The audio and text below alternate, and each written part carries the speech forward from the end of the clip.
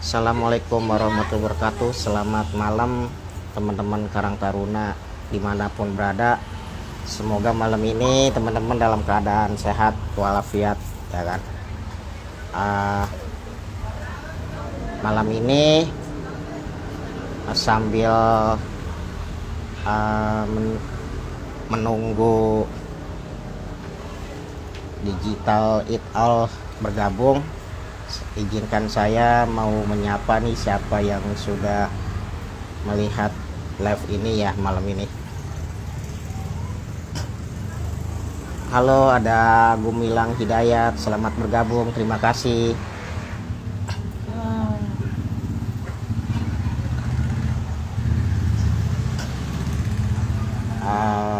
Oh, sudah ada Digital Outl, ada Nisa FM bergabung tuh kayak nama radio ada Rapi Paheri, selamat bergabung.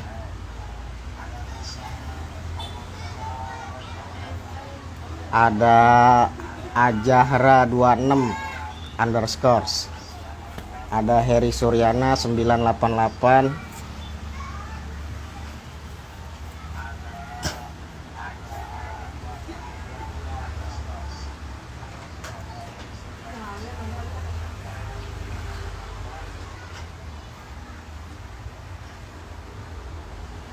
Malam ini kita akan ngebahas optimasi digital media untuk citra organisasi.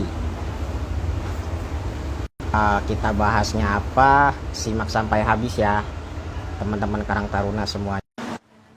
Meninggalkan live ini. Silakan yang mau bertanya bisa kirim pertanyaan di komentar. Oke, kita udah tersambung dengan halo, assalamualaikum. Malam bro. Ya, malam juga. Apa kabar Jakarta? Mas. Ya, kabar baik.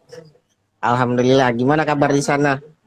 Alhamdulillah. Saya sudah susah jajan. Oke. Biasa kalau malam-malam gini sibuknya apa nih? Oh iya, boleh tahu nggak nama-namanya siapa-siapa aja nih yang malam ini yang live? Boleh. Halo, selamat malam semuanya. Kenalin, saya Lani dari Digit All. Halo, gue Biar dari Digital juga. Dan terakhir gue Kenny dari Digital. Halo, selamat malam semuanya. Oke, selamat malam Mas. Malam ini kita mau bahas apa nih ya? Optimasi digital media untuk citra organisasi ya. Betul. Dari perspektif digital marketing mungkin ya. Oke. Kita sambil nunggu yang nonton banyak ya, kita sapa-sapa dulu aja ya. Boleh. Ada Sidik M43 Austin Kitchen, halo. Ada Hardiansa 125, halo. Novita Uranti, Rizky Hermawan. Oke. Buat teman-teman yang lagi menonton malam ini bisa disimak dulu ya, mungkin nanti juga boleh bertanya juga di kolom komentar.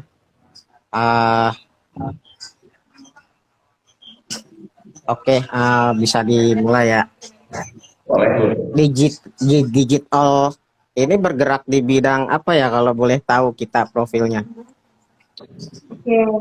Kalau gitu mungkin buat perkenalan dulu buat teman-teman di sini. Ya. Halo semuanya, buat teman-teman yang baru join live-nya, sampai di live-nya Taruna ya, di Karanganyar.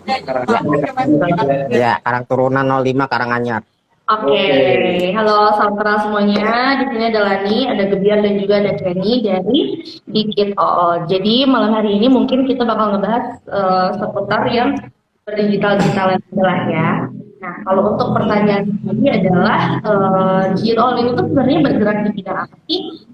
Jadi kita itu bergerak di bidang digital agency ya, di mana kita tuh sebenarnya adalah orang-orang yang dibutuhkan gitu. Kenapa gitu loh, karena ya di sini siapa sih orang yang nggak pakai sosial media gitu kan ya, dimulai dari mungkin Ya, benar. belasan, umur sampai tua pun pasti pada tahu lah sosial media. Minimal tahu namanya aja berarti mereka udah mengikuti perkembangan zaman juga gitu loh. Iya, benar. Betul. Sosial media berfungsi sebagai bisnis juga ya. Betul. Nah, kalau untuk kebiasaan kita itu seperti apa gitu ya, kira-kira apa yang kita kerjakan. Jadi sebenarnya ya digital itu kayak ya udah digital aja gitu lah, yang kayak ngurus sosial media, kita bikin konten, kita bantuin UMKM untuk apa ya, solving problem mereka lah, kira-kira untuk berjualan itu seperti apa gitu loh. Terus kayak di ranah digitalnya di Instagram lah, di Google, Twitter, Facebook, pokoknya sosial media di mana-mana tahu. Ada saran seperti apa bergeraknya, bisa aja bro. Itulah perkenalannya. Oke, berarti kalau untuk memulai sesuatu di digital marketing ini, kita butuh personal branding atau pencitraan gitu ya. Nah, itu kira-kira perbedaan antara personal branding dengan pencitraan itu apa sih gitu? Seberapa penting gitu? Karena pada dasarnya kalau kita berbicara soal personal branding ya, ada dua sudut pandang ya. Pertama, sudut pandang dari persepsi diri sendiri, menilai kita seperti apa. Kedua, penilaian orang tentang brand atau tentang diri kita sendiri gitu. Itu adalah gabungan dari kedua itu. Kalau misalkan pencitraan itu sesuatu yang kita buat untuk menaikkan sesuatu kebanyakan. Ya, orang-orang yang melakukan pencitraan, mereka melakukan biasanya mereka lakuin. Kalau misalkan personal branding itu adalah gabungan dari pemikiran tentang kita dan sama pemikiran kita tentang diri kita sendiri. Kurang lebih itu. Oh iya. Terus apakah perlu sebuah organisasi itu membangun personal branding di digital, di dunia digital, di sosmed? Sebenarnya kalau untuk jual marketing itu nggak harus dari apa bisnis ya. Iya, dari segala aspek juga dapat. Karena kan itu juga apalagi masyarakat luas ya, mereka perlu tahu tuh. Mulai dari organisasi ini juga organisasi untuk apa, dari siapa, dan kegunaannya itu untuk apa lagi gitu. Jadi menjelaskan secara lebih lengkap ya, bisa lagi untuk dicerna sendiri oleh masyarakat luas kayak gitu. Oh gitu ya. Mungkin di Karang Taruna sendiri banyak yang belum tahu nih, Mas Gebiar, Mbak, apa saja sih digital media itu, ruang lingkupnya gitu? Oke. Benar ya, tadi sempat lagi sebutin juga. Jadi digital itu tuh gimana ya? Ruang lingkupnya ya udah semua aja yang berkaitan di handphone zaman sekarang itu. Iya, sosial media jadi. Betul. Jadi kayak yang penting sekarang adalah Instagram adalah nomor satu guys. Instagram itu tempat tempat orang-orang ya, mulai dari kenalan, mulai dari dia personal branding, mulai dari brand identity-nya mereka apa seperti itu. Rata-rata ya mostly orang-orang itu pada mengangkat gitu kan Instagram. Sekarang trennya masih ada di Instagram. Jadi juga mungkin untuk yang itu bisa pasti dijangkau Google Ads. Ya. Google Ads itu berarti dia itu ranah yang Google. Tapi itu masuk. Nah, Google sendiri pun di dalamnya itu nah YouTube Ads itu masih termasuk untuk terus juga Twitter masih kayak keseluruhan antara Facebook, Twitter dan juga mungkin sosial media yang lainnya gitu loh, karena kayaknya pengguna Facebook, Twitter pun nggak sebanyak Instagram gitu. Tapi kan kalau misalnya kita berbicara tentang digital media, yang paling banyak kita bahas Suaranya putus-putus. digital platform. Nah, yang paling banyak kita pakai adalah di sosial media dan instant messenger. Instant messenger itu kayak WhatsApp, Telegram, kayak Line, dan masih banyak lagi jenisnya gitu. Kalau sosial media itu bisa masuk lagi, mungkin ada sosial networking, ada sosial media secara utuh. Sosial networking itu misalnya kayak Facebook itu maksudnya kayak itu maksudnya sosial networking juga. Kalau sosial media tuh yang orang tahu, yang kebanyakan orang pakai sekarang tuh cuma ada dua di dunia. Itu ada Twitter sama Instagram. Kalau platform digital platform kita bisa masuk ke search engine. Dan itu misalkan kayak Google, Yandex. Suaranya agak kurang jelas ya Mas di sini. Oh ya, sorry. Iya. Ada orang ngobrol, bukan dari kita deh kayaknya. Iya. Oh. Iya. Jadi itu tadi. Lanjut Mas. Kalau misalkan kita berbicara tentang digital media, ada 3 jenis yang kebanyakan orang pakai di dunia. Pertama, instant messenger. Kedua, ada yang namanya sosial media. Ketiga, digital platform. Nah, ini fungsinya mungkin beda-beda. Kalau misalnya instant messenger, mungkin kita sering banget pakai kayak WhatsApp. Hampir setiap hari ya, setiap detik kita berkomunikasi via itu. Kalau sosial media pun sama. Ada yang kayak Twitter, ada Instagram, ada LinkedIn, ada Facebook. Dan masih banyak lagi gitu jenisnya sekarang. Dan lagi ke digital platform itu bisa masuk dalam artian bentukannya kayak YouTube channel, atau misalkan kayak search engine, atau misalkan kayak email, itu masuknya ke digital platform. Kurang lebih sih kayak gitu sih, sampai penjabarannya dan pengklasifikasiannya ya. Iya. Nah, mungkin kan dari setiap platform itu kan beda-beda ya cara mengoptimasinya.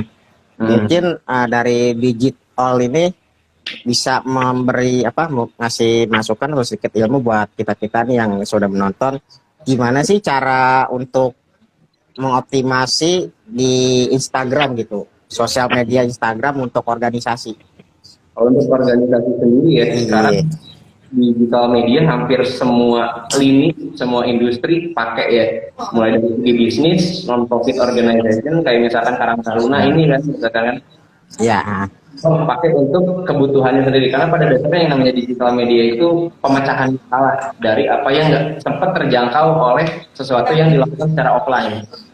Misalkan kayak kalau kasusnya kita lihat Karang Taruna, adanya kayak misalkan nih Karang Taruna 05 Karanganyar punya satu sosial media yang dipakai untuk memberikan informasi untuk lingkungan sekitar setempat di RW-nya sendiri misalkan.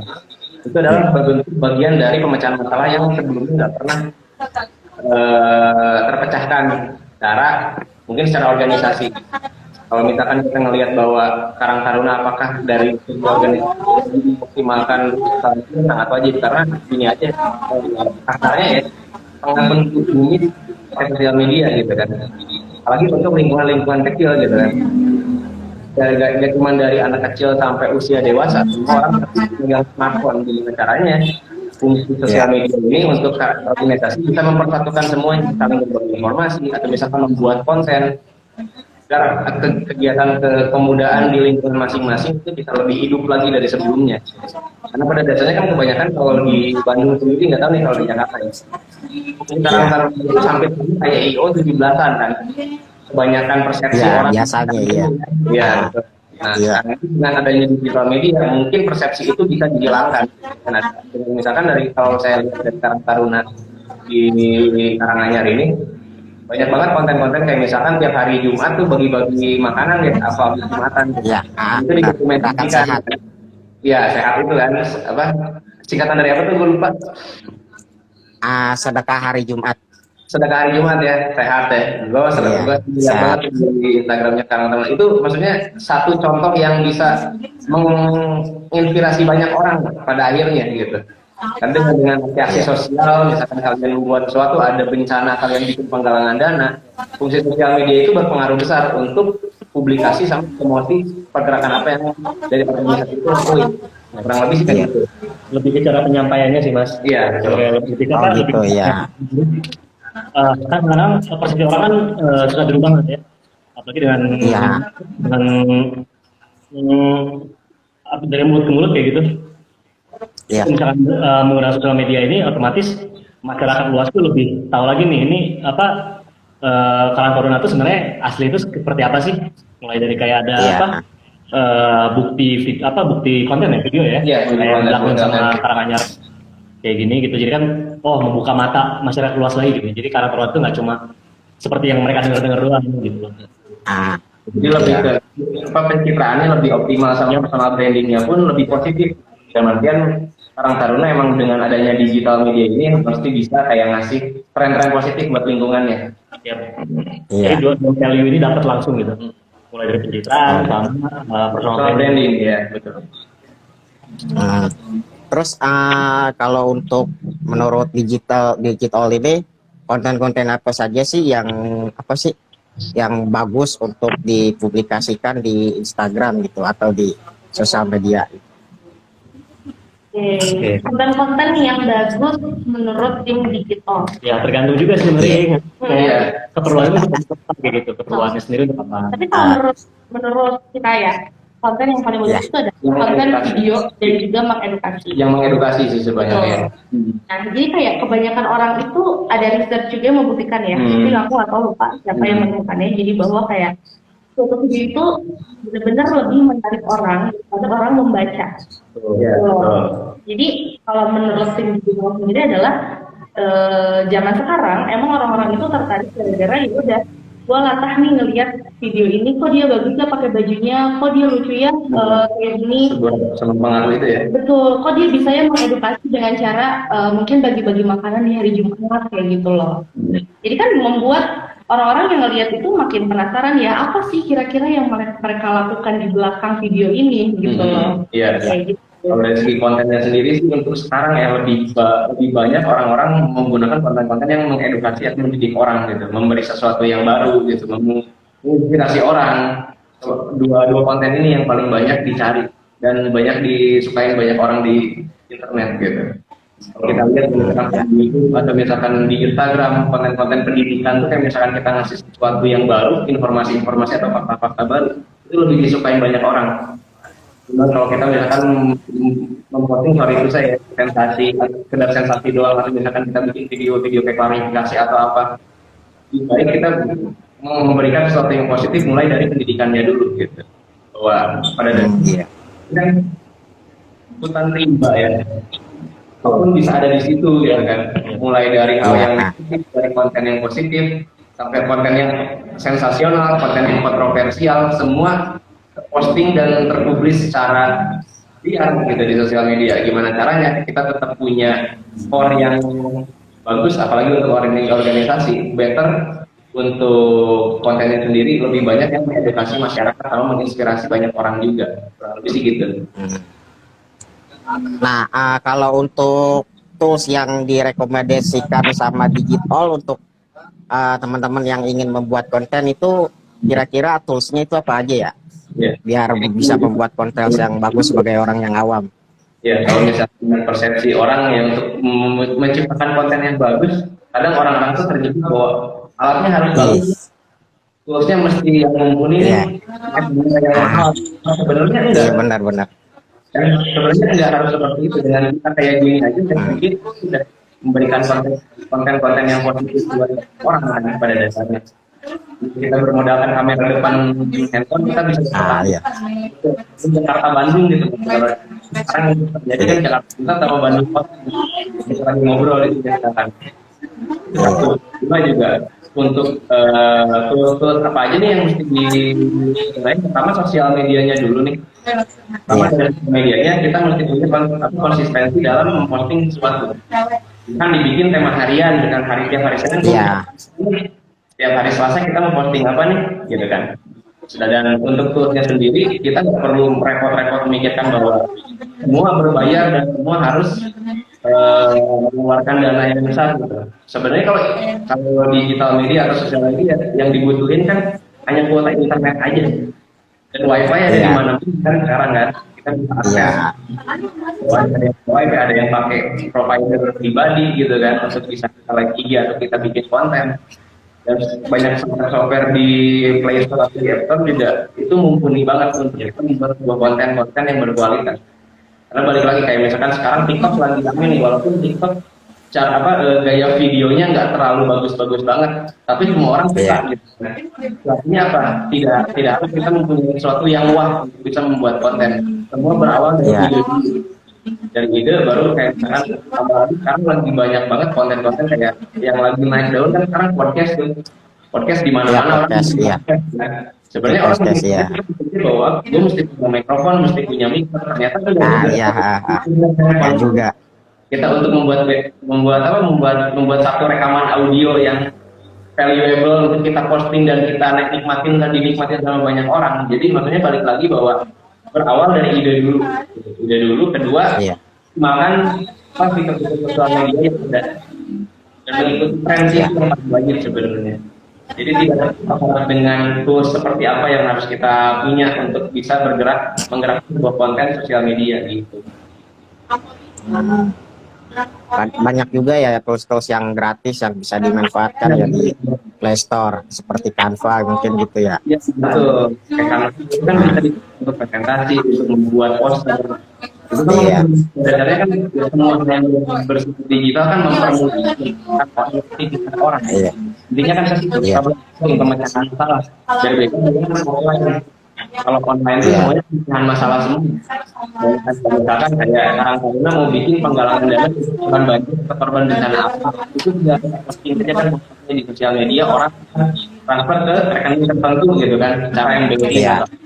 Kalau sekarang masa pandemi kan kita susah untuk bisa bertatap muka secara langsung. Dengan adanya digital media itu akan mempermudah setiap organisasi apa untuk tetap bergerak gitu. Tanpa harus stuck, kita nggak bisa ngapa-ngapain. Oh iya, nama dari Digital ini terinspirasinya dari mana sih, Mas, Mbak? Sebenarnya kalau kita dari namanya sendiri ya apa ya? Jalannya?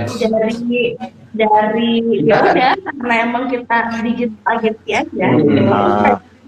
Akhirnya kenapa nggak bikin digitalnya itu kayak digital gitu loh. Jadi kita menggali semua gitu. Iya betul. Tadi juga kan sempat ada pertanyaannya di kolom komentar.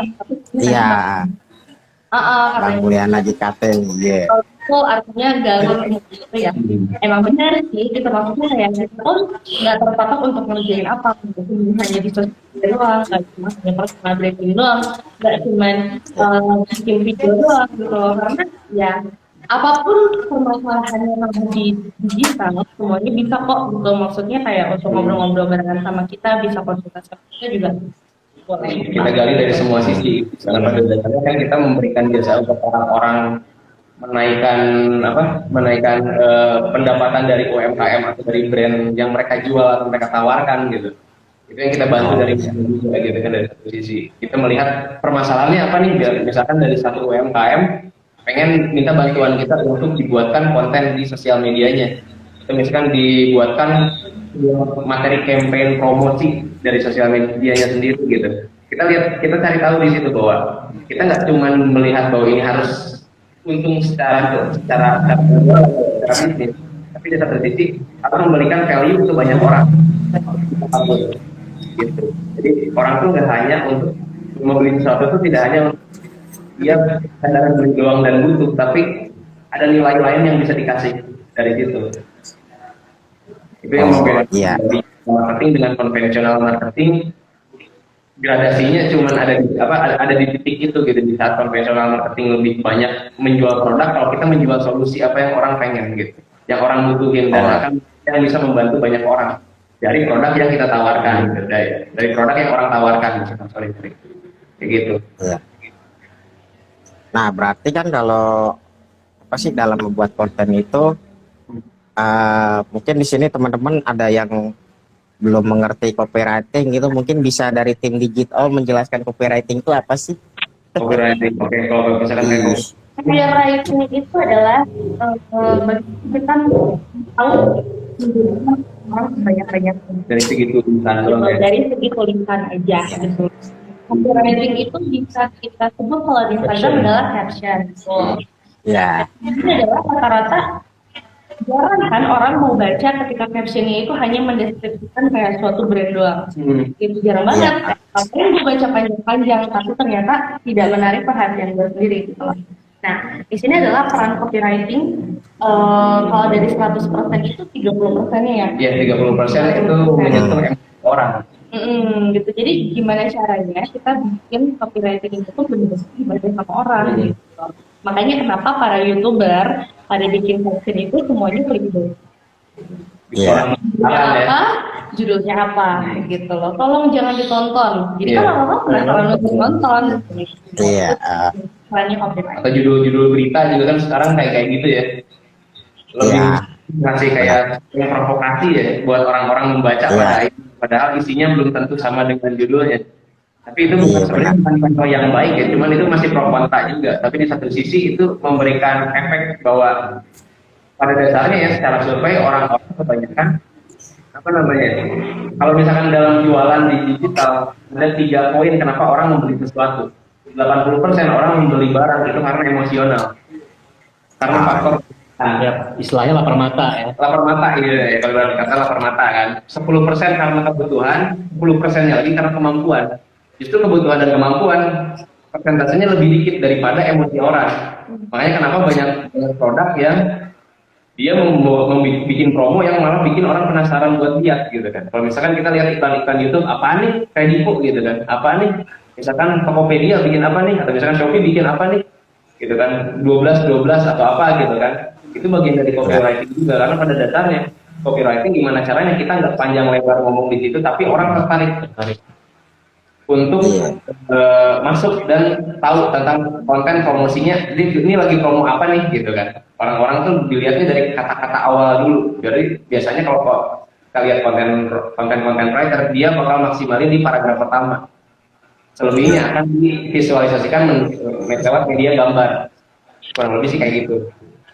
Jadi mungkin bisa dibilang headline-nya ya yang dioptimalin. Ada content writer, ada yang namanya UX writer, ada yang namanya copywriter. Itu beda-beda. Kalau UX writer itu lebih banyak kayak misalkan kalau kita buka kayak Tokopedia, beli sekarang misalkan. Itu UX writer namanya. Kalau copywriter itu penulis blog. Kalau misalkan copywriter itu content writer itu penulis blog atau penulis lepas kayak yang ada di platform berita yang ada di yang kita temuin lah, yang kita baca. Kalau misalkan untuk copywriter itu kebanyakan intinya ada di caption sosial media, kurang lebih kayak gitu. Gimana caranya mereka memaksimalkan 2.200 karakter kata untuk memvisualisasikan apa yang mereka lihat di gambar, kondisi gitu. Oh ya. Oke. Untuk belajar digital itu baiknya dimulai dari mana? Mungkin dari teman-teman Karang Taruna itu sendiri masih ada yang bingung gitu kan. Gue pengen coba digital tuh enaknya sih mulai dari mana sih gitu?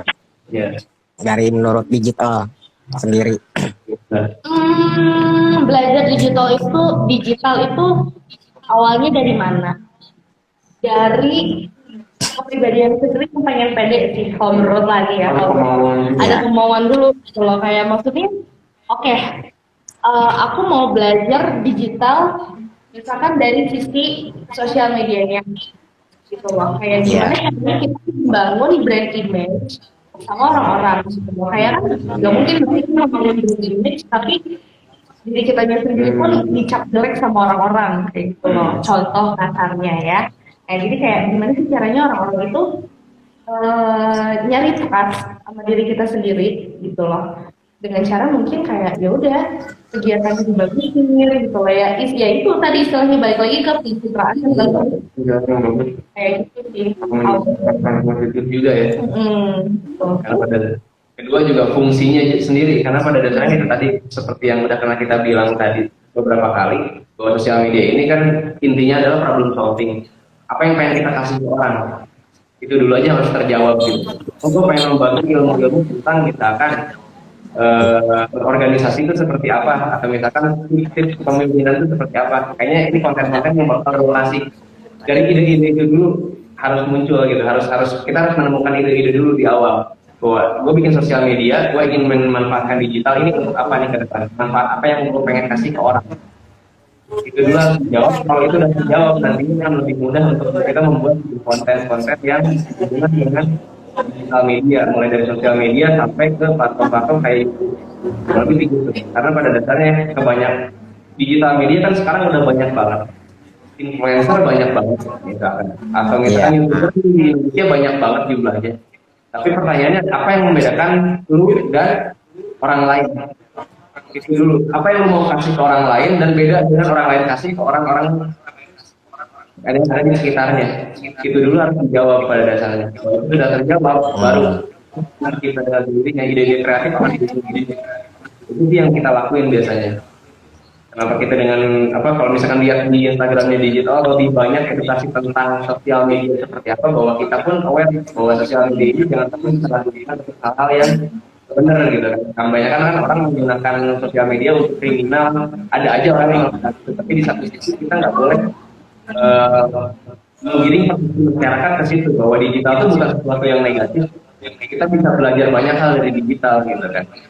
Misalnya digital itu kita bisa membuat apa. Nah itulah yang kita tawarin di sosial medianya setiap hari. Kita memberikan konten-konten edukatif, kita memberikan konten-konten bahwa fitur ini bisa dipergunakan loh untuk melakukan ini. Kita pengen bikin charity, gimana caranya jadi kita membuat promo digitalnya untuk orang-orang mau menyumbang gitu untuk charity-nya sendiri. Kita kasih tips and triknya di situ juga gitu. Misalkan kalau ada orang yang punya bisnis makanan atau minuman, kita kasih tips gimana caranya memaksimalkan industri makanan di digital media gitu. Jadi lebih banyak mengedukasi orang. Mulai dari kita, misalkan kalau dari sisi teman-teman di sini, kalau misalkan ada emang pengen bikin sesuatu yang berhubungan dengan digital, pertama itu tadi mesti tahu dulu tujuannya untuk apa dulu nih. Kita bikin atau misalkan sosial media kurang lebih gitu. Berarti terus juga untuk mengukur berhasil atau tidaknya sebuah konten digital itu dilihat dari mananya, Mas? Menurut digital. Iya. Iya, kalau misalkan kita kalau secara teknis ada kalau di Instagram ada yang namanya engagement rate. Iya. Engagement rate. Apa tuh engagement rate? Engagement itu adalah rata-rata orang bereaksi bisa dalam merespon apa yang kita posting, bisa bentuknya dari like, bisa bentuknya dari komen. Ini like sama komen itu dijumlah terus dibagi dengan jumlah followers dikali 100. Kalau misalkan yang ideal engagement rate yang ideal satu sosial media itu adalah lebih dari nggak kurang dari 10% followers yang follow kita gitu. Lebih kayak gitu. Tapi kalau misalkan tolak ukur keberhasilan, bagaimana sih konten sosial media ini bisa menginspirasi banyak orang, mempengaruhi banyak orang yang awalnya nggak tahu, bisa lihat konten postingan kita jadi tahu sesuatu yang baru. Itu tolak ukur keberhasilan yang benar itu seperti kayak gitu. Kalau kita ngomong tadi ada hitungan kalkulator statistik matematiknya untuk bisa mengukur bahwa konten gue ini berhasil gitu. Dengan cara apa? Dengan pertama dari segi teknis itu dengan memberikan engagement rate gitu. Dengan dari segi value itu bisa kita hitung dari seberapa berpengaruh sih yang kita punya untuk orang lain. Gitu. Oke, ini sepertinya di komen teman-teman banyak yang pengen bertanya nih, udah nggak sabaran nih. Kita bacain dulu aja ya. Iya. Bentar. Halo, Soherman 4353, Entom 98. Terima kasih sudah bergabung. Halo Abang Fei, terima kasih sudah bergabung. Nah ini ada nih. Mana sih? Panjang kali. Pertanyaan dari Gumilang Hidayat. Bisnis saya nggak laku-laku jualan di Facebook. Hal-hal apa saja yang harus saya lakukan sampai laku, katanya? Apakah ada hal-hal yang nggak boleh dilakukan saat jualan di Facebook? Pertanyaan dari Gumilang Hidayat. Oke. Siapa tadi? Mas Gumilang Hidayat. Iya, Mas. Iya. Oh ya, makasih nanya. Jadi gini Mas, makanya kita kembali lagi ke nama kita ya, digital ya. Maksudnya tuh ganti digital doang. Jadi apa aja yang perlu digali lagi dari suatu usaha atau suatu kegiatan, entah itu UMKM atau itu organisasi. Jadi kita balik lagi nih.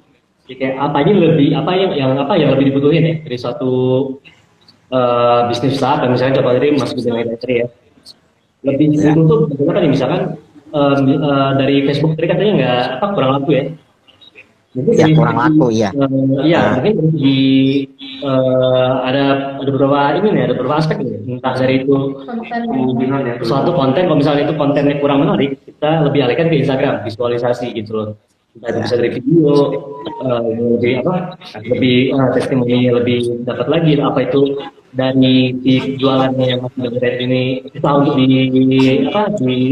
di tangkap ya. Itu bisa kita alihin ke misalkan online app ya, kayak misalkan Tokopedia, Shopee segala macam. Saya kan kadang-kadang orang mikirnya susah nih, takutnya kurang terpercaya nih untuk pembayaran. Karena sekarang untuk apa? Kalau dari Facebook kan otomatis dia pembayaran online ya, yang banking kayak gitu loh. Karena ada orang kurang apa, ada ngerasa insecure dengan itu, mungkin mereka lebih memilih untuk membeli via Tokopedia dan lain-lain. Ya. Setelah itu Mungkin kurang terbangun trustnya kali ya. Ya betul. Mungkin untuk lebih yang gampang diakses lagi mungkin via Gojek atau GoPay atau ya kayak gitu loh. Lebih gampang diakses sih. Kayaknya lebih dilebarin lagi. Ya benar. Jadi kita kali lagi kebutuhannya itu bagaimana lagi gitu. Ya, sama mungkin dari segi value-nya juga mungkin harus ditekankan lagi bahwa di sosial media di saat kita menjual sesuatu itu balik lagi kita harus memberikan apa nih nilai manfaat dari produk yang kita jual. Itu yang harus ditonjolin dari satu produk tertentu. Misalkan kenapa sih sebuah brand menjual handphone gitu kan? Karena fungsinya adalah manfaatnya untuk orang bisa berkomunikasi. Kurang lebih sih gitu sederhananya ya. Misalkan jualannya, kenapa sih jualan t-shirt atau jualan apa? Oke, untuk membantu orang mempunyai wardrobe atau baju untuk keperluan sehari-hari misalkan. Lebih banyak menonjolkan nilai manfaatnya daripada jualan secara hard selling ya. Ya. Jadi lebih banyak soft sellingnya daripada hard sellingnya. Kadang orang tuh lebih memilih di saat dia pengen membeli sesuatu yang dia tanyain apa manfaatnya ini buat gua. Mungkin itu yang harus lebih banyak ditonjolin juga. Betul. Sama satu lagi mungkin lihat target marketnya dan juga banyak-banyak istighfar dan juga berdoa katanya jualannya dari Dede Irwandi. Tadi kan nyebutin soft selling ya. Soft selling itu apa sih? Mungkin ada teman-teman Karang Taruna yang masih belum tahu soft selling. Dan saya juga pernah dengar ada istilah covert selling. Nah, perbedaan antara soft selling dan covert selling ini apa nih, Mas Mbak? Oke. Kalau untuk hard selling kali ya, mungkin untuk hard selling dan juga kalau hard selling itu tujuannya adalah ya udah ketika kita mau menjual sesuatu, misalnya kita mau jual jam tangan, oke, kita langsung post gambar jam tangannya, habis itu kita kasih harga, terus kayak jenis jam tangannya apa, sama deskripsi lainnya. Buatan mana gitu. Itu yang disebut dengan hard selling. Jadi kita udah to the point nih, kita mau jualan jam tangan. Kalau untuk soft selling ini, inilah yang kita makan nanti konten dalam penjualan begitu ya Mas. Jadi soft selling sendiri adalah kayak contohnya itu ternyata visualisasi yang kita gambarkan itu adalah binatang misalkan jalan terus jalannya lama memakan waktu. Nah, itu bisa lihat dari mana, dari jam tangan itu yang namanya. Jadi lebih kayak kalau soft selling itu kayak belajar menghargai waktu misalkan, atau lebih tepat waktu lagi. Jadi gambarnya gambar jam tangan. Mereka berhubung dengan tagline kalau misalnya soft selling itu. Misalkan jam Swiss kan kalau kita lihat kayak beberapa merek kan lebih tagline itu kayak always on time.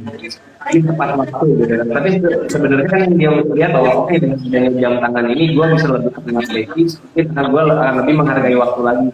Kurang lebih kayak gitu. Oke, ada pertanyaan dari Nisa AFR ini. Kak Ipul udah sholat isya belum? Udah lewat. Ada lagi pertanyaannya dari Ajahra26_. Adakah keterbatasan dalam digital taruh lebih ya mana tuh? Gila.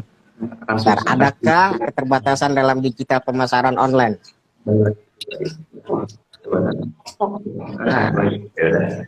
Untuk keterbatasan di digital media ya, karena pada dasarnya kita nggak pernah tahu siapa yang lihat, siapa yang baca, atau siapa yang menikmati konten-konten yang kita bikin gitu kan. Tapi pada dasarnya satu sisi yang menjadi keterbatasan atau yang menjadi hambatan dalam membuat sebuah konten di sosial media itu adalah konsistensinya, Mas. Terus orang tuh hari ini posting, besok enggak gitu kan. Kebanyakan kan orang mungkin dia stuck di idenya atau mungkin dia nggak punya waktu untuk mengelola sosial media, karena emang pada dasarnya bisa kita menyentuh digital media kita perlu waktu yang banyak juga untuk mempelajari banyak fitur di situ. Fitur-fiturnya sendiri itu punya punya kegunaan masing-masing gitu kan. Karena mungkin orang udah berpikir bahwa ribet juga ya main sosmed, ternyata harus posting setiap hari kayak gini, orang akan kabur sendiri, kitanya nggak konsisten membuat posting gitu. Minimal kita misalkan dalam satu minggu kita bikin postingan 3 kali, atau misalkan dalam satu hari 1 posting, itu harus kita konsisten selama setahun ke depan atau beberapa waktu ke depan. Nggak boleh sampai kayak hari ini posting, besok beberapa hari kemudian nggak posting lagi, baru posting lagi setelah itu. Konsistensi sih yang menjadi keterbatasan pada akhirnya di sosial media, karena pada dasarnya semua terjangkau dengan adanya digital, semua terkoneksi, semua mendapatkan informasi yang sama gitu. Kalau misalkan di Karang Taruna sendiri kan fungsinya bisa menjadi bahwa ini wadah buat ngasih informasi seputar lingkungan dari RW sekian gitu kan, dari RW-nya Karanganyar Ya, 05, pengen ada misalkan ada informasi tentang penggalangan dana, atau misalkan tentang bersih-bersih antar kampung, atau misalkan kayak gitu kan. Itu kan bisa dengan sosial media kita dapat informasi yang sama. Sebenarnya sosial media harus bisa mempersatukan sesuatu gitu kan. Ini di awal lagi dari konsistensinya kita. Dan maksudnya kadang orang terjebak asal eksis doang di sosmed nih, gitu kan. Padahal tapi konsistensinya nggak ada. Yang jelas kalau misalkan kita udah konsistensi juga kita dapat duluan. Gitu. Oke. Ya. Ada pertanyaan dari Novita Wuranti. Sebenarnya brand positioning itu penting gak sih dalam organisasi? Pertanyaan dari Novita Wuranti, sebenarnya brand positioning itu penting gak sih dalam organisasi? Mungkin Oke. Mas bisa jawab. Bisa. Kalau misalkan kita melihat brand Mungkin bisa positioning, dijelasin dulu aja kali. Brand positioning itu apa? Mungkin juga banyak yang belum mengerti. benar, brand positioning itu kayak misalkan gini bagaimana brand itu ada di masyarakat gitu pada dasarnya, bahwa dalam itu kan bagian dari strategi sih sebenarnya kalau brand positioning, bagian dari strategi marketing, bahwa organisasi kita tuh tujuannya untuk apa sih, untuk siapa sih gitu kan. Misalkan kita mempunyai satu produk kita tuh ditujukan targetnya gitu kan, lebih ke targetnya siapa gitu kan. Misalkan kalau Karang Taruna melihat bahwa Karang Taruna ini punya akun Instagramnya ini sendiri fungsinya apa dan untuk siapa. Misalkan kalau ini untuk mempersatukan anak-anak muda di Karanganyar misalkan.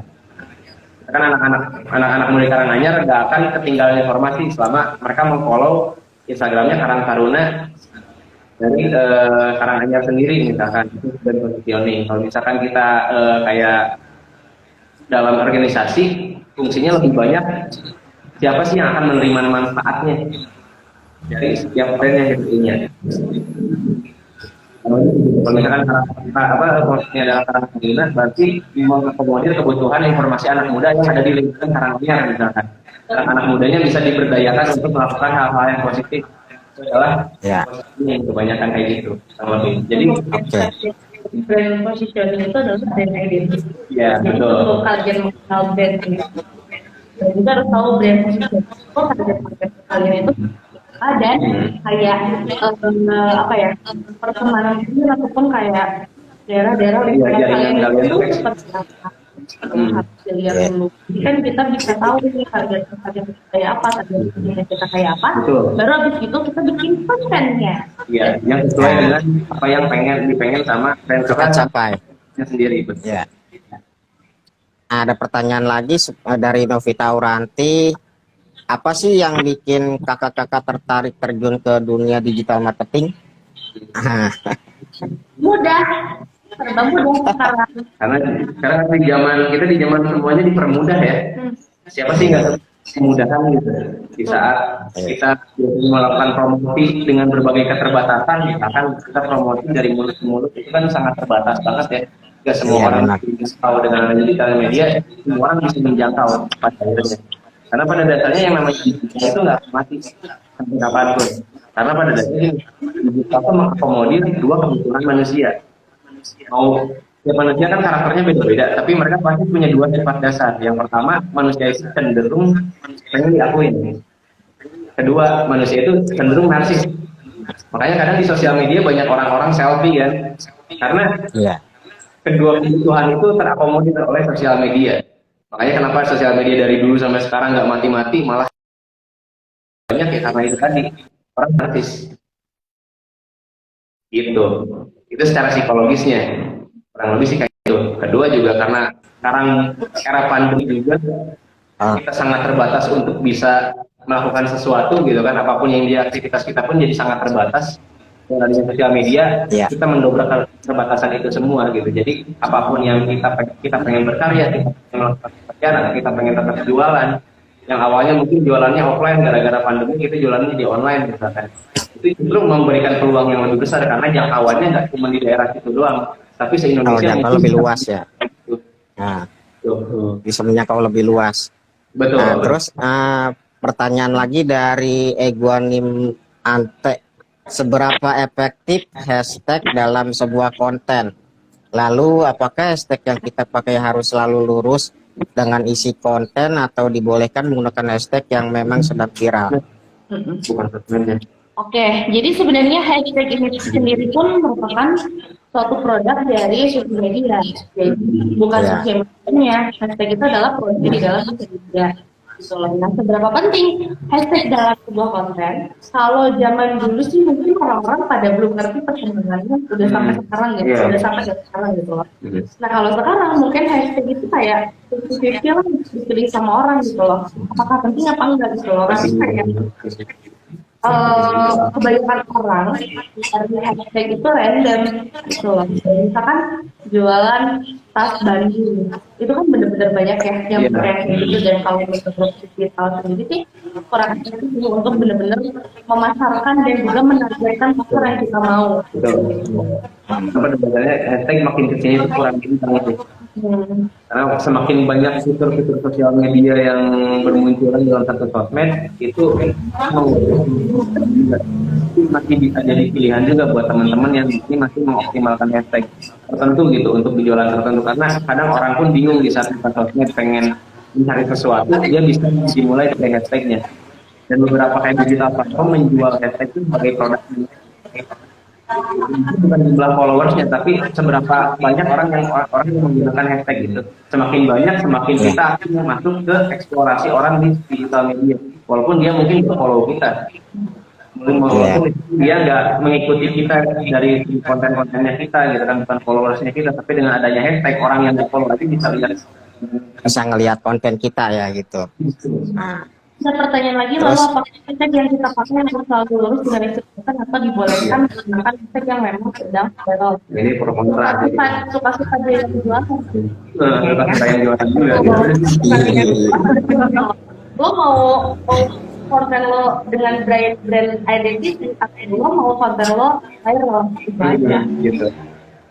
Pilihannya kedua, kalau mau dihargai sama orang dan mau dikenal. Pengen Ya, terus orang pilihannya. Tapi kalau misalkan banyak pesan, berarti dia bakal laku. Iya, Jadi gitu. gimana? Buat gitu.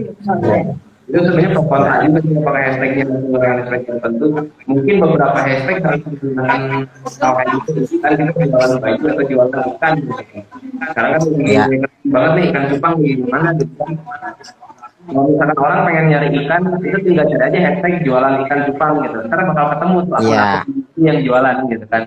Karena pada dasarnya di saat kita menggunakan digital media untuk bisa meningkatkan penjualan suatu produk, otomatis segmennya lebih mengkerucut lagi. Itu tadi yang namanya brand positioning tadi, bahwa di digital media itu kadang yang membedakan dengan jualan di pinggir jalan adalah kita punya segmentasi market yang mengkerucut, itu langsung ke segmennya. Kita nggak mungkin jualan ikan cupang ke ibu-ibu misalkan kan, itu tidak sesuai dengan segmen. Tapi kalau misalkan kita jualan ikan cupang ke anak kecil atau ke orang-orang yang hobi jualan koleksi ikan, itu akan lebih tepat. Itulah fungsi hashtag itu untuk mengkerucutkan bahwa orang-orang yang satu hobi itu bisa melihat apa yang kita posting. Berarti hashtagnya harus berhubungan ya, maksudnya harus relate mungkin ya. biar Betul. bisa Kembali kebaca. Iya. sesuai kebutuhan, sesuai kebutuhan. Iya. Suka-suka yang Suka-suka yang jualan. Ya, Iya. iya. Kalau dia Ini harus juga ada pertanyaan lagi nih. Iya. kalau dia harus Dari lurus, karena kan kita nggak mungkin. Misalnya kita jualan kupang nih dari ini. Cuma ah, yang kita tulis apa gitu gabus sehat gitu, koi ganteng itu kan nggak masuk gitu. Masuk nggak gitu kan. nggak masuk ya. Iya. Emang kadang suka gitu tuh kalau di Instagram tuh kita buka hijab yang nongol Iya, iya. malah konten-konten negatif. Eh, Ya, ada betul, pertanyaan betul. dari Yang Apras. ini ya. Tuh, iya. halilintar belah mana halilintarnya gue cari. Iya. Mungkin pasal lintar ya. Iya. Iya. Ah, Oke. Next question So- adalah next ada dari Apras, sosial media apakah yang tepat untuk memasarkan suatu bidang usaha untuk saat ini? Tergantung kebutuhan ya, kembali lagi. mungkin yang tadi udah beberapa orang yang lihat live kita yang menjelaskan bahwa yang kita tadi ngebahas masalah Facebook itu loh kayak Iya. kok orang laku di Facebook kayak itu tergantung maksudnya kayak mas jualan apa, terus jualan apa, target itu seperti apa kayak gitu misalnya apa ya punya dengan kalau misalkan jualan di Tokopedia karena itu biasa. Jual jasa. Kalau misalkan kita mau bikin akun Instagram, tapi kebanyakan sih orang-orang yang sekarang jualan sosial media yang dipakai cuma dibuat. Kalau kita ngomongin sosial media ya daripada di luar platform e-commerce atau aplikasi e-commerce. Kalau sosial media itu sekarang cuma dua yang orang pakai. Yang pertama Instagram, karena Instagram itu kan bentuk feednya kan tiga gitu kan, 3 baris gitu kan. Jadi bentuknya kayak katalog gitu. Nah orang-orang kebanyakan jualan di situ, makanya ada Instagram for Business kan sekarang. Ditambah sekarang ada yang namanya Facebook for Business juga, di mana di situ ada marketplace juga. Iya. Nah, orang memaksimalkan di dua sosial media itu antara Instagram sama Facebook, karena dua sosial media ini tuh yang paling banyak digunakan sama banyak orang. Nah, karena orang mikir juga bahwa jualan di TikTok juga lebih efektif juga, ada aja orang yang berpikir kayak gitu. Sekarang kan TikTok lagi begini, tapi sebenarnya yang Lagi booming ya. ini cuma 14% secara nasional, jadi nggak terlalu banyak orang main TikTok. Jadi yang namanya Instagram, Facebook itu otomatis sebagai besar sosial media yang dengan user terbanyak itu berpeluang lebih tepat untuk kita bisa jualan di situ. Jadi kayak gitu. Ada pertanyaan dari Dede Irwansyah. Bagaimana cara memulai atau mempromosikan usaha UMKM yang baik di media sosial? Cara memulai atau mempromosikan usaha UMKM yang baik di media sosial. Cara memulai ya, atau memulai usaha UMKM yang baik di media sosial. Jadi, kalau menurut saya ini pribadi ya, karena saya juga mulai UMKM kayak gini. Yang pertama sih bidang apa yang kita pilih, segmentasi kita apa, dan gimana caranya kita produk itu sampai ke segmen yang kita incer ini loh. Gitu. Jadi dari situ. Mungkin harus di riset dulu kali ya segmentasinya. Kalau misalkan mau jualan di Instagram, apakah produknya ini banyak dicari di Instagram atau gimana gitu ya? Harus di riset dulu mungkin. Orang butuh produk ini atau enggak? Sama satu Iya, melihat kompetitornya. iya benar. Di dunia Apakah banyak apa enggak kompetitornya gitu? Kita mesti punya diferensiasi. Dari semua cara cara apa yang harus kita pakai tuh untuk menjangkau dari sosial buat diri kita sendiri. Salah satunya adalah menjatuhkan harga pasar.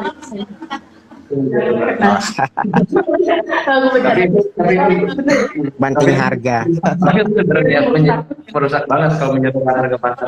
Kalau banting harga memati dong Mbak ya. Nanti untuk tipis ya kan nggak bisa scale up. Ini kita bisa milih kita mau dagang apa gitu. sedekah. Kita mau sedekah, kita Nyari cuan apa kita nyari nolong orang gitu kan. Biasanya kan orang-orang tuh Iya, iya, iya. Tuh. Jadi semangat buat para UMKM yang tergabung di kita. Iya, kalau misalkan bingung juga dari teman-teman yang punya UMKM ini pengen jualan apa nih, net gitu kan, kita ada pengen gitu kan, gue ada modal, gue pengen bikin usaha, tapi kita bingung pengen jualan apa gitu. Invest aja di kita. Nah, setelah ketahuan kita next lagi pertanyaan dari Mulyana JKT. Apakah latar belakang pendidikan dari kakak-kakak dari bidang IT? Tidak, tidak. Sama sekali tidak sebenarnya. Coba jelas. Karena Dari yang oke, sebenarnya kan kalau kita ngomongin digital marketing nggak ada background kalau kita, tapi pada dasarnya kita melakukan ini dari sejak lama, dari mulai ada yang kita bermain dulu. Kalau mungkin zaman kita dulu kita main Friendster, Iya. dan Facebook ada Twitter muncul Instagram, seperti ada yang punya chat kan, sosial media kan banyak. Kita punya minat, kita kenapa kita senang melakukan digital marketing ya karena kita dari dulu emang anaknya sosial media banget gitu, kita bertiga. Semua sosial media kita ikutin karena pada dasarnya yang kita ngerasain manfaat dari sosial media itu sendiri. Kalau misalkan kita ngomongin apakah latar pendidikan kita harus berbasis ID atau enggak, ini jujur dari sastra Inggris malah pilihan. kalau saya teknik sipil Anda. kalau saya sendiri dari fakultas hukum jujur, ini nggak ada benar-benar harus dari IT ya untuk mulai digital masuk ke dunia digital kayak gini gitu. Pada dasarnya digital itu hal yang baru gitu. Secara bisnis apalagi sekarang titik puncaknya ada di masa pandemi kayak gini di mana orang Iya. digital. Pada dasarnya di saat kita pengen belajar kita jujur aja dulu. Kita terlibat menjadi pengguna Belajar apa? nanti kalau ada niat untuk belajar lebih banyak kita akan buat ini di sosmed itu buat ini itu buat ini nih gitu kan. Terus kalau itu buat apa itu buat apa nanti kita akan menemukan minat kita sendiri untuk bisa belajar digital marketing gitu. Iya. Intinya mencoba aja dulu kali ya. Kita ya itu pun memulai karena kita punya minat untuk belajar maka belajar sosial media lebih banyak Iya. di dalam lagi gitu. Sesuai dengan namanya ya digital itu tinggal di sosial media tidak cuma dari satu sisi doang gitu kan. Tapi dari sisi lain juga gitu kan. Kalau lebih sih gitu. Oke, kita next dari pertanyaan dari Abida Putri Arifin. Apa job desk khusus dalam marketing agensi? Dari masalah yang ada dari UMKM yang udah berjalan. Awalnya kan misalkan UMKM kan pasti jualannya offline ya. Atau misalkan dia punya store, punya toko sendiri, ada yang digital marketing itu menjangkau orang lebih banyak lagi.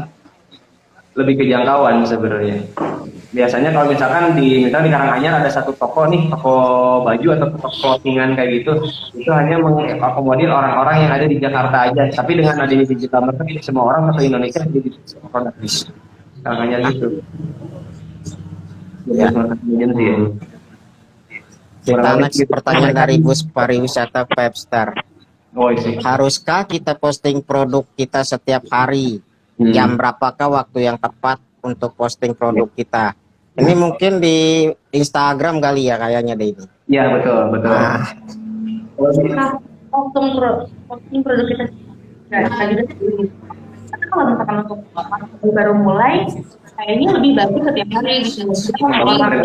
Betul, biar membangun brand awareness sendiri itu bakal muncul ketika misalkan brand kita sendiri sudah diketahui sampai udah contohnya kita posting tiap hari atau postingan kita yang masuk explore otomatis sekarang orang pada ngakses lihat suatu dan Instagram kita.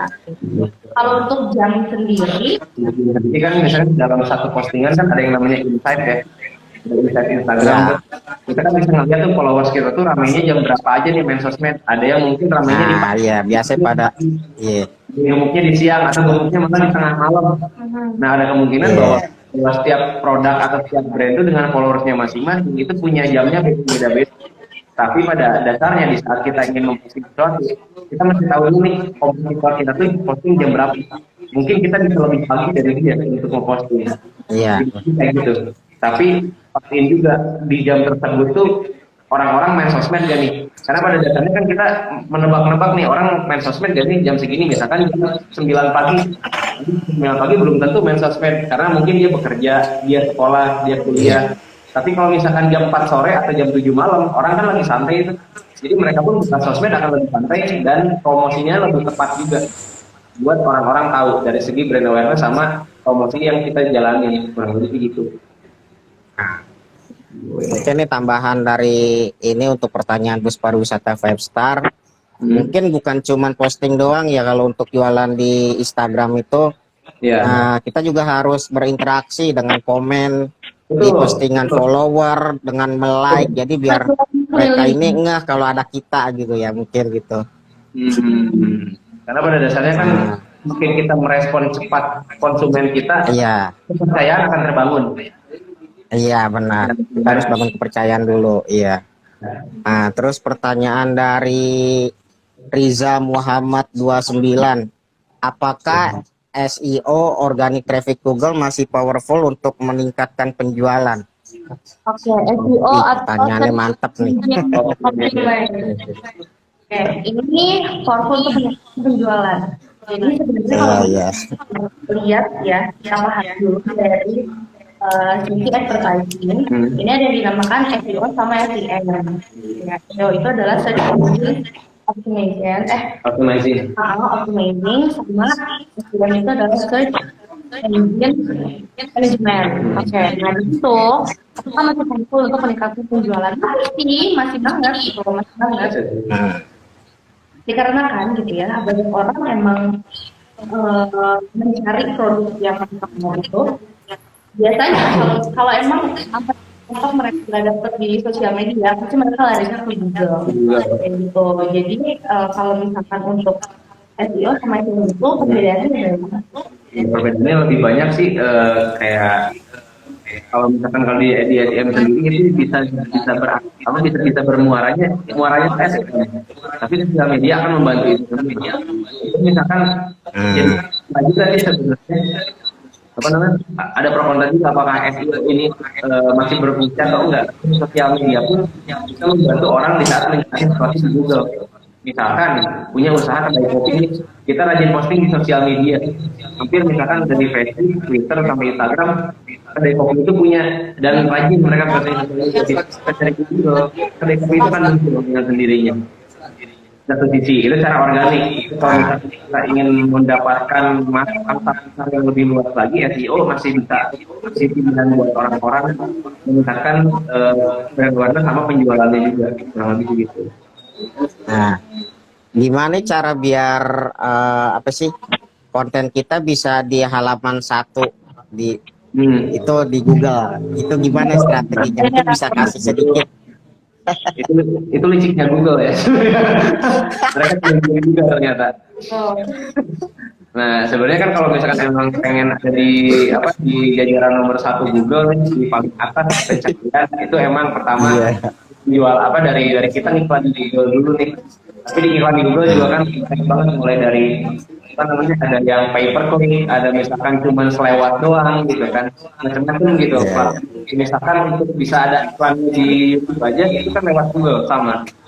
Misalnya iklannya lewat Google juga. Tapi pada dasarnya di saat kita masuk ke mesin pencarian pertama itu kita menggunakan bukan sesuatu yang organik. Kalau organik kan kita posting tanpa berbayar nih.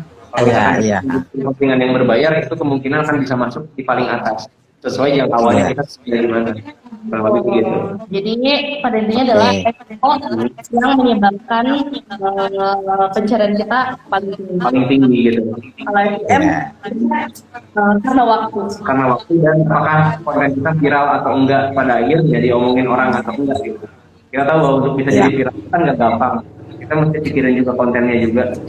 Kita bisa membuat konten dari itu viral itu adalah poin bisa gimana caranya untuk kita itu lagi kalian banyak orang di internet, kurang lebih sih gitu. Dari Mulyana JKT berarti tim Digital ini terbentuk karena passion masing-masing orangnya ya? Ya, betul gitu dia. Iya, Karena kita punya passion sama juga ya. betul sama karena butuh uang. Bener ya? Bener Iya, ya? karena kan pada dasarnya kita di masa pandemi ini mesti mikir keras ya. Kita mesti muter otak gitu gimana caranya kita bisa sesuatu yang di luar keterbatasannya kita gitu. Akhirnya kita membuat apa? Kita melihat dulu bahwa passion kita adalah senang gimana caranya menjual sesuatu di sosial media, membuat sosial media ternyata begitu komersil. Dari situ kita berangkat bahwa kebanyakan kita melihat problem, kita terbentuk, kita melihat problem di situ. Problemnya adalah bahwa kebanyakan UMKM kan banyak terdampak nih di masa pandemi yang sekarang. Itu kita pengen bantu gitu bahwa pada dasarnya UMKM juga bisa melebarkan sayapnya. Itu dengan adanya digital, mestinya sangat terbantu dan tidak bermasalah. Dengan adanya pandemi COVID gitu kan, yang awalnya dia jualannya offline, dengan adanya pandemi COVID mereka harus terotak menjadi online. Tapi gimana caranya dia tetap bisa menjadi profit untuk produknya masing-masing. Kurang lebih kita lebih memberikan solusi ke mereka, kasih solusi bahwa jualannya jangan kayak gini nih, kita bikin konten video misalkan kalau promonya jangan terlalu hard selling, kita bikin soft selling aja biar orang-orang ngerasain manfaatnya kayak gimana. Kurang lebih sih gitu. Dari situ dari keresahan yang kita alamin sebenarnya karena kita bisa ini membentuk digital marketing kayak digital kayak sekarang, karena kebanyakan UMKM juga butuh bantuan orang-orang, maksudnya orang-orang yang di digital bisa tetap bergerak secara menjual secara branding sendiri gitu. Oke, ini Kak dari Rija Muhammad ya, ada koreksian katanya, koreksi dikit Kak, mungkin yang tadi pertanyaannya tentang ICO ini search engine marketing yang tadi dia tanyain itu bedanya apa itu? Iya, SEM. Kalau SEO berbayar, kalau SEM itu kebanyakan organik. Iya. Kalau orang bermain SEO, iya. Kalau misalkan itu bermain dengan promo yang berbayar keluar dana lagi gitu di digital. Ini contoh gimana caranya dia bisa masuk di pencarian nomor 1 gitu kan. Nah, kebanyakan yang ketahuan nih orang yang pakai SEM mana yang pakai SEO. Nah, biasanya kalau yang pakai SEO itu tulisan itu ada tulisan iklan. Iklan berbayar, promo paid ya. Iklan bersponsor mungkin ya, ada itu level. Ya kan, sponsor kalau misalnya kayak di Instagram kan kebanyakan. Ya. Misalkan kayak di SEM itu kebanyakan dari konten-konten organik yang konsisten diposting setiap hari. Itu bisa muncul di situ. Ya. Gitu. Diposting tiap hari, terus orang banyak nyari itu bisa masuk tuh ke SEM. Oh iya. Ini ada pertanyaan dari Kemala ALMN. Apakah digital bakal membuka lowongan pekerjaan katanya? Buka lowongan pekerjaan nggak Kak digital nih? Pekerjaan ongoing ya. Ongoing kalau misalkan kita itu jauh ini kita menggunakan freelancer ya untuk membuat konten yang sesuai dengan kebutuhan klien. Kebanyakan klien misalkan butuh bikin video, kita masih menggunakan jasa freelance. Jadi balik lagi ke keahlian masing-masing. Di saat kita butuh copywriting, kita akan merekrut kita butuh copywriter, kita akan merekrut untuk freelance. Sejauh ini sih kebanyakan baru freelance aja sih yang baru kita ini, karena namanya itu masih mengembangkan brand kita. Kalau misalkan pengen tahu boleh cek setiap hari aja Digital. Oke, jangan lupa follow ya. Jangan lupa follow. Oke. Terus juga nih Kak, Digital sendiri nih berdiri udah berapa lama sih Kak? Kita justru masih baru. Masih baru sih, kayak masih dari pertengahan tahun 2020. Pertengahan tahun 2020 kita mulai terbentuk di digital. Betul. Jadi awalnya itu emang kita pengen membantu UMKM, dan yang kedua alasan kita membentuk digital itu adalah kepepet dana. Jadi ya udah gitu loh. Kenapa di tahun 2020 aja pas kemarin kan kayak gitu. Dengan emang sebelumnya apa Kak? Sebelumnya adalah sebelum apa ya? Orang radio ya berbeda. Udah radio, kalau dia dia punya UMKM juga, dan dia anak Kalau kita ada backgroundnya orang mas. Kalau aku emang Oh, Jadi kelihatan yang banyak yang lebih banyak ngomong sama yang diam itu kelihatan di radio ya. benar benar benar. Pertanyaan dari Gumilang Hidayat nih Kak, bagaimana optimasi budget iklan di dunia digital biar dikit tapi hasil maksimal? Apa strateginya? Lebih banyak cari referensi aja sih sebenarnya. Kalau misalkan kita punya satu bisnis, sekarang kita bisnis jualan alat elektronik kayak handphone misalkan. Kita cari referensi apa nih yang bisa menaikkan penjualannya kita. Karena di digital ini kan banyak inspirasi, kita bisa lebih banyak nyari. Mulai dari googling atau di sosial media, kan banyak tuh akun-akun yang dia ngasih tips-tips bisnis atau tips-tips berorganisasi. Dari situ kita bisa belajar sebenarnya. Kalau misalkan secara grafisnya ya, itu balik lagi referensi dulu harus lebih banyak lagi di saat kita untuk melakukan sesuatu. Kalau kita misalkan pengen jualan brand, jualan sepatu nih, kita lihat nih pesaing kita tuh kayak gimana jualannya, di sosial medianya kayak gimana. Kita analisis apa yang kurang dari mereka. Kalau kita udah bisa nemu itu, strateginya bakal nemu sendiri. sedikit sih tambahan pembukaan juga kalau misalkan dunia digital biar dikit oke bisa juga kayak misalkan prediksi Instagram habis itu penjelasannya kemana jadi kan kalau misalkan bisnis kalian coba dibuka habis itu coba lihat insight-nya habis itu kita klik kayak promote gitu ya itu kayak target marketnya umurnya pengen berapa kayak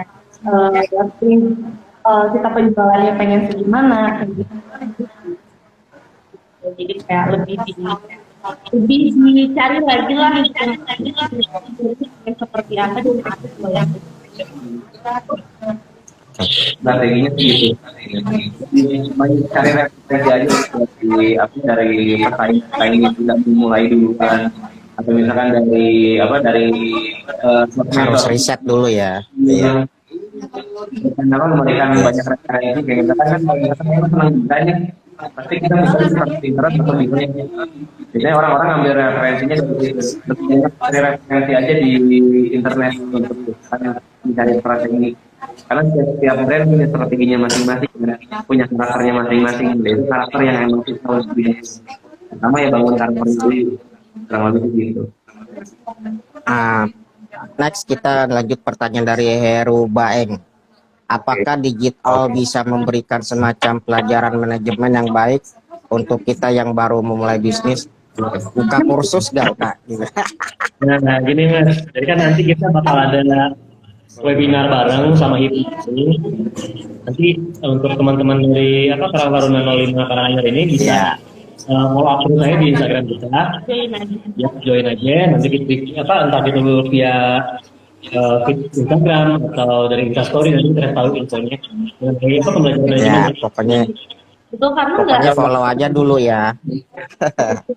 Iya, dalam waktu dekat kita bakal bikin webinar. betul karena nggak sesukar itu loh ketika kita belajar apalagi dalam dunia digital gitu karena kayak panjang banget pembahasan yang harus kita lakukan. Iya, step by step. Ya, tahu kapasitasnya nanti kalian join aja.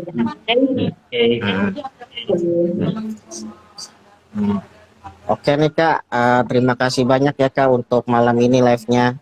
Untuk malam ini, buat teman-teman, buat teman-teman yang udah menonton, terima kasih semuanya udah menonton sampai dari awal sampai habis. Jangan lupa terus stalking IG-nya Karang Taruna RW 05. Nanti kita bakalan bikin acara TikTok ini dengan tema-tema yang lebih seru dan lebih informatif. Oke Kak, terima kasih banyak ya Kak, sukses selalu buat digital. Terima kasih. Oke, assalamualaikum warahmatullahi wabarakatuh. Warahmatullahi wabarakatuh.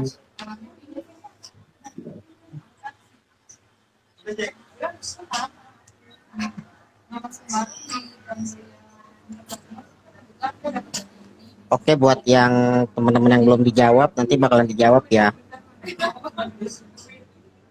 Oke, assalamualaikum.